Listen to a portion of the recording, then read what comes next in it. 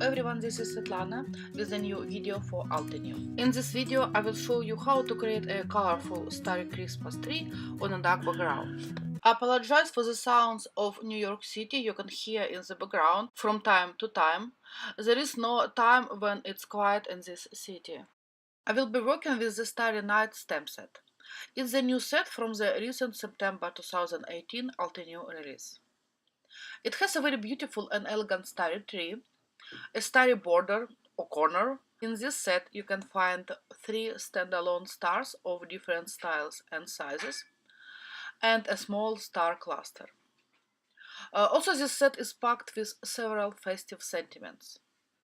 As usual, the packaging insert has several examples of how this set can be used. This video is a part of the Stamp Focus blog post for this set on the Altenew blog. The blog post is linked in the video description, and you can find 2 other cards made with this set there. As I mentioned, I will be using this tree from the set for my card today, and I already made a panel out of solar white cardstock.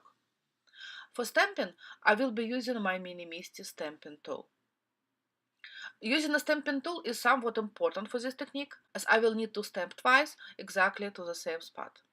This stamp has a lot of tiny details, and it can be tricky to stamp it twice without a stamp positioning tool. For stamping, I'm using the Morning Frost dye ink. It's a very light, neutral ink. If you don't have this particular ink, you can use any light ink you have. It won't be visible in the finished project. You just need some light ink on this step. I'm taking the panel out of the Misty, leaving the stamp mounted to its lid. Next, I will cover over the 3 elements using Warm Sunshine, Forest Glades, Ocean Waves, and Ruby Red artist markers. As you can see, I'm doing very sloppy coloring, just to cover the stamped elements. And of course, I don't care about staying within lines, which would be impossible in case of this stamp anyways. After I colored over all 3 elements, or at least I thought that I did, I'm placing the panel back to my Misty. And now I'm closing the lid and looking through the stamp, checking if I really colored over all elements. And where I see the markers coloring is missing, I'm adding it. You can see later that even with this step, I had a couple of spots missed, and I will show how I fixed them. Next, I will be clear embossing this tree. I'm first applying baby powder onto the panel, as I don't want any stray embossing powder particles to stick where I don't want them to be.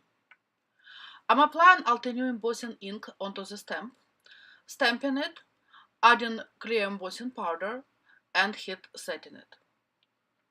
And then I made the tree topper using a standalone star from the set, and I made it in the same manner as the tree.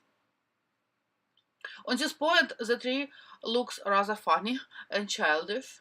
It will change after the next step, which is inking the whole panel with Jack Black dye ink. As you can see, the clear embossing resists the black ink.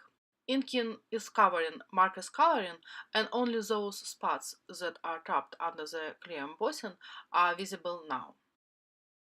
Okay, here you can see that in some areas markers coloring around elements is still visible. If continue to blend the Jack Black ink on top, it will cover the coloring completely.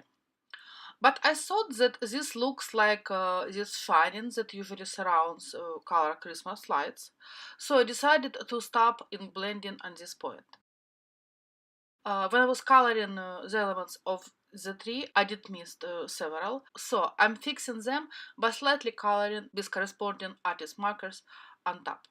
These markers are alcohol based and work on non-porous surfaces as well. I trimmed the panel a half an inch smaller than an A2 card and adhered it onto an A2 card base.